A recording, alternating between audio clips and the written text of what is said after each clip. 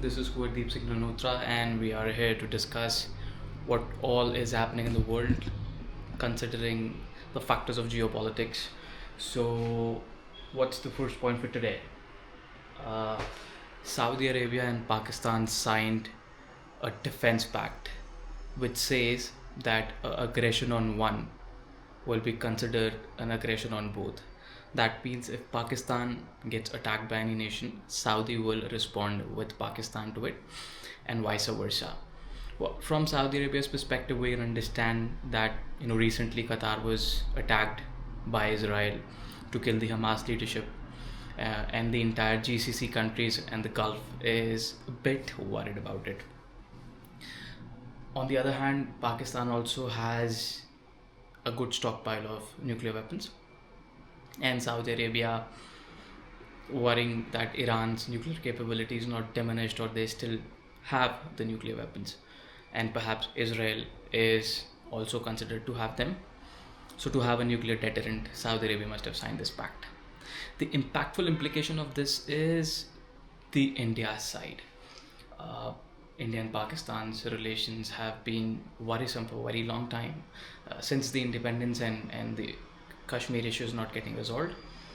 And Pakistan has been constantly attacking India for no reasons whatsoever. Now, if this pact happens to be a tension for India, it happens in a way that a constant aggression from Pakistan, and then India has to respond at some point of time. Now, attack on Pakistan, a retaliatory attack, let me clear my stance. When India retaliates to the aggression of Pakistan, will Saudi Arabia take a backstep, or will it again come against in the India? But to be very honest, now India is capable enough country to defend itself, one or 10 enemies. Not much worrisome, but yes, I'd still consider that from the India's perspective, Saudi Arabia should have taken a better stance than this. Well, what's the next topic for the day? This is just a thumbs up.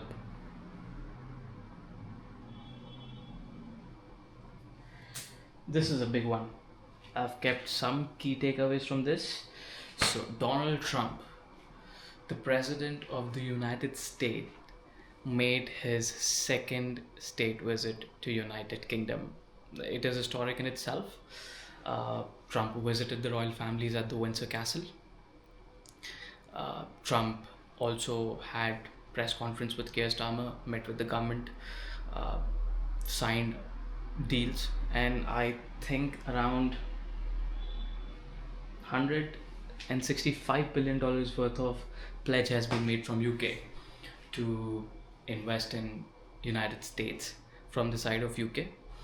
And Keir Starmer, the Prime Minister of United Kingdom, was expecting a much better deal out of it, because UK is still under the tariff threat from the United States, and he wanted the tariff on the aluminum and steel industry to go away, but they are still in place. But the Ukraine war was discussed. Trump also said that Putin let him down, because Trump invited Vladimir Putin in Alaska on the United States soil. Red carpets were rolled out for him. Trump expected a huge ceasefire. Trump expected this war to get over. Then again, Trump called the European leadership with Zelensky and the leaders of some of the prominent countries from the Europe, including UK's PM Starmer. And at the end, nothing has come out. I think aggression has increased again from the both sides. So the war, which was supposed to get over in 24 hours, it's still pretty much active. It's pretty sad to just see how people are constantly dying. The bloodshed is something which I haven't even seen in the movies, and it just continues. Something has to be done about it. But I hope that all the leaderships, all the presidents, prime ministers, leaders of the countries, the negotiating parties, they bring out the best out of solutions of all of this, and then end this war which is constantly killing people for no fault of their own. I mean, politicians make decisions on tables and people are dying on field, and that has been always happening. And this one is a modern day tragedy which should have and never happen. So rate cuts, they happened on 17th of September. The rate was 4.25% and now it's at 4%. Uh, and I think the expected cuts are coming. I think two more for this year. That has been the expectations of the market, and sudden rise in the stock markets across the world, and especially in the United States from past 2 days. You can see the impact. The rates were cut, stating that softening unemployment, and they were worried about economic slowdown. Federal Reserve also stated that tariffs are still concerned, but they will go ahead with rate cut. But the tariffs are affecting the inflation, and inflation is still a worry. So I think President of the United States can do something about it if he wants to, and if he can keep his ego aside. His first term was really nice. As far as I'm concerned, I used to think he did a fabulous job. I don't know what has happened to him in his second term. I believe that with time he's going to take a better decision, which can impact the world in a better way, and then we all can end up with a lot of money, a lot less poverty around the world, more happening world. That is what we expect from the countries which are leading the world.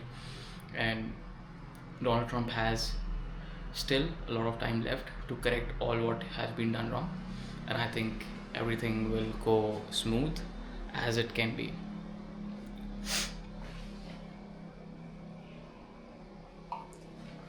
Well, I hope that I did provide some of the information. At the end, I would conclude that a defense pact between multiple countries at war, attacks are still happening across, cyber crimes are increasing, AI is becoming a threat, not just a helpful agent for some people, and many job seekers or people who are already working. You know, Europe and United States relationship deteriorating, India and United States relationship deteriorating. Uh, Threats across the world are increasing. Celebrities' houses are getting attacked. Celebrities are getting attacked.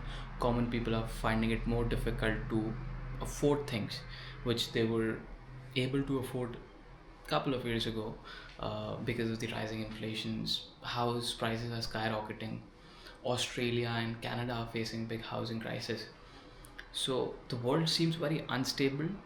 So something has to be done to bring back the stability, to take out the anxieties of the common people, and push world towards a better side. And I hope leaders will figure that out, and we will live in a much better world in coming weeks, in coming years, and hopefully years and years to come. I'll see you again on Blatant by KD, and I'll see you on my main channel Kunwardeep Ranhotra, where I post vlogs, bike videos, and fun stuff. I have another channels, Guitar by Kuwar for guitar videos, Tabla by Kuwar for my drum videos. I have Blatant by KD for this channel, where I discuss geopolitics with you guys, and I'll bring information for all what I do. I have a finance channel called Finance by KD, where I'll just discuss some stock picks, where I'll discuss the interest rates, where I'll discuss everything related to stock markets, cryptocurrencies, and money movements. And I'll be seeing you guys on all of these platforms. My name is Kunwardeep. I'm signing off, and see you soon in next video. Bye bye.